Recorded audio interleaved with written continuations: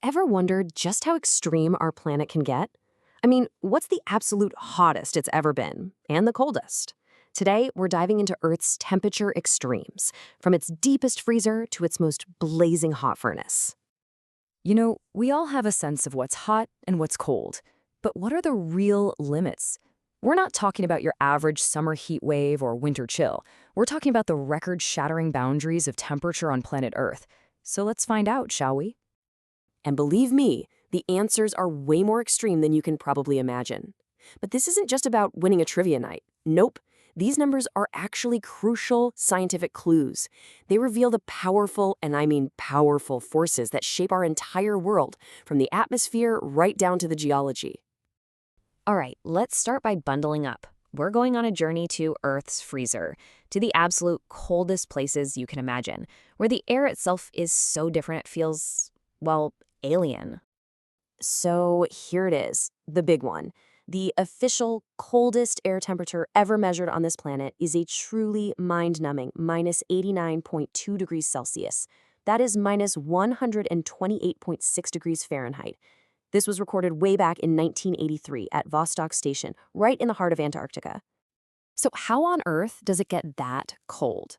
Well, it's kind of like a perfect recipe for a deep freeze. First, you start with your location, Vostok Station in Antarctica. Your first ingredient is super high elevation. We're talking over 3,400 meters up. Then you add in a polar night, which means months of complete darkness.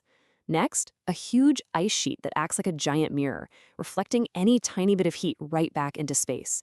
And for the final touch, really thin, dry air that just can't hold on to warmth. Put it all together, and you get a record-breaking cold. Okay, so that's the air temperature, the official record. But here's a question for you. Can the ground itself get even colder than the air above it? Oh, you bet it can. See, the official records are for air temperature, measured a couple of meters off the ground. But satellites, they can measure the temperature of the land surface itself. And what they found is just wild.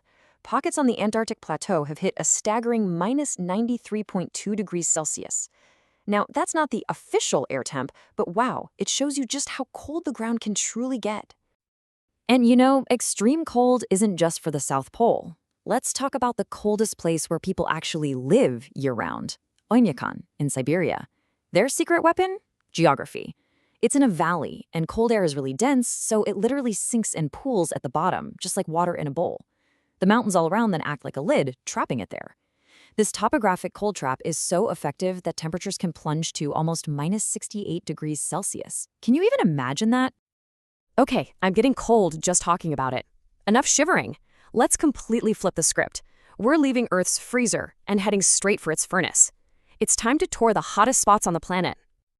So, on the complete other end of the thermometer, what's the official record? A blistering 56.7 degrees Celsius. That's 134 degrees Fahrenheit. A record that has stood for over a century, set way back in 1913 in, you guessed it, Death Valley, California. And just like with the extreme cold, there's a special recipe for this kind of heat. Death Valley is a deep basin, way below sea level, which means the air pressure is higher, and that helps heat things up. The dark rocks just soak up the sun's energy, and then the tall mountains on all sides trap that hot air. It can't escape. The whole valley basically turns into a natural convection oven. It's the perfect setup for record heat. But again, we have to ask the same question. What about the ground itself? If the air is that hot, imagine what it's like to touch the surface. Well, you don't have to imagine. Satellites measured the land surface in Iran's Lut Desert at an almost unbelievable 70.7 degrees Celsius. That's over 159 Fahrenheit. Just incredible. So why there? The physics are pretty simple, but absolutely brutal. The Lut Desert has this dark volcanic soil that's like a sponge for sunlight. Plus, there's no water to evaporate and cool things down, and no plants for shade.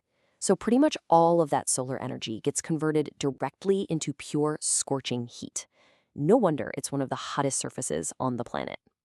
Okay, so we've seen the records for weather, the highs and lows driven by the sun and our atmosphere. But what if I told you that Earth generates its own heat from deep within? We're about to go off the charts now, to temperatures that have nothing to do with weather.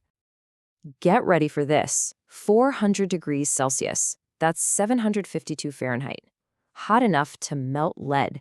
Where in the world could you possibly find a temperature like that? The answer is at the bottom of the ocean. Yeah, seriously. Down at deep sea hydrothermal vents, these things called black smokers, water is being superheated by magma from inside the Earth's crust.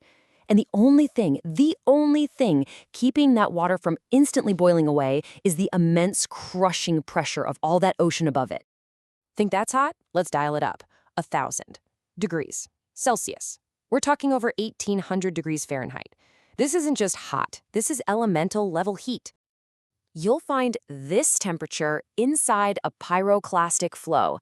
That's that superheated avalanche of ash, rock, and gas that comes roaring down the side of an erupting volcano. It is, without a doubt, one of the hottest and most destructive things that happens on the surface of our planet. Okay, deep breaths. We've just looked at some incredible, almost terrifying numbers. But why does this stuff matter? I mean, beyond just being cool facts.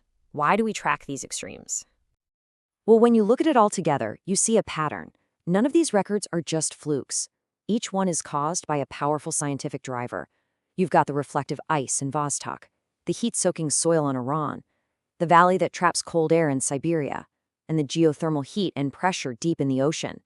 They all show us just how these fundamental forces work to shape our world. And that's really the key. By studying the edges, we learn so much about the center. These extreme numbers are crucial benchmarks for scientists trying to model our climate. They show us just how diverse our planet's systems are. And, maybe most importantly, they act as a big warning sign about just how dramatically our planet can change. And that brings us to the final, really important question. Everything we've talked about, these are the extremes of the past. As our climate changes, those old records, those boundaries, are being pushed. So the question we're left with isn't just how hot or cold can it get? It's what will the new extremes be?